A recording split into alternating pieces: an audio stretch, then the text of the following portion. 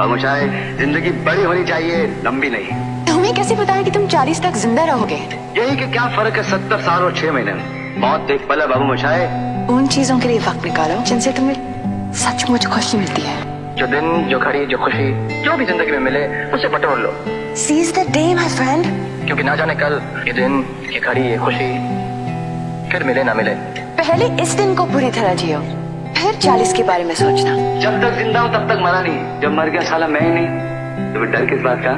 अरे फ्यूचर से इतना डरेगा तो क्या खाक जिएगा और फोकस कहाँ करेगा आज में? जितना भी ट्राई करो बनी, लाइफ में कुछ ना कुछ तो छूटेगा ही। तो जहाँ है वहीं का मजा लेते ना। जन्म कब लेना है और मरना कब है हम डिसाइड नहीं कर सकते, पर कैसे जीना है वो हम डिसाइड कर सकते हैं।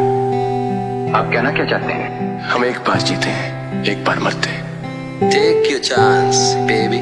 सुनो, जियो, खुश रहो, मुस्कुराओ, क्या पता कल हो ना हो।